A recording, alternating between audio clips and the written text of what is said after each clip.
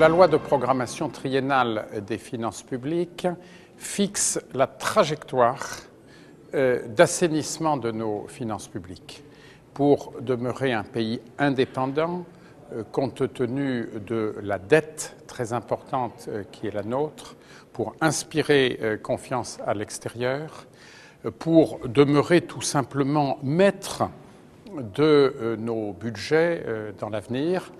Il faut faire des efforts et cette loi inscrit ces efforts dans la durée. Elle fixe des maxima de dépenses, des minima de recettes et elle indique comment il faut s'y prendre pour éviter les points de fuite de la dépense publique, en d'autres termes les gaspillages. Par exemple, les opérateurs de l'État ne pourront plus emprunter parce que lorsqu'ils empruntent, c'est en réalité l'État qui emprunte et c'est une dette publique supplémentaire.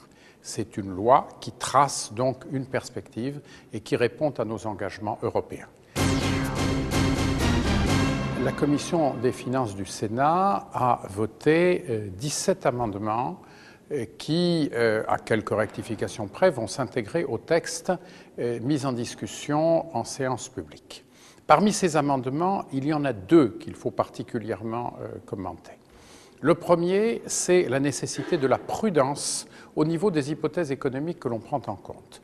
Le gouvernement a construit une seule épure avec 2% de croissance en 2011 et 2,5% en 2012, 2013, 2014. Nous estimons que même si tout cela est respectable, c'est optimiste et qu'il faut se caler sur 2% pour chacune des années. En second lieu, nous estimons que le programme de stabilité qui trace nos engagements vis-à-vis de l'Union européenne doit être soumis préalablement au Parlement et doit faire l'objet d'un vote du Parlement, au moins en commission.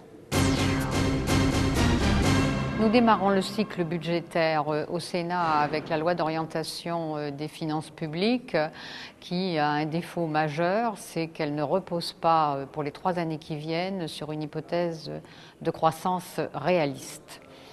Et dès lors, elle devient peu crédible, d'autant qu'on a déjà fait cet exercice et le gouvernement, aussitôt voté, s'est assis sur la précédente loi de finances de programmation.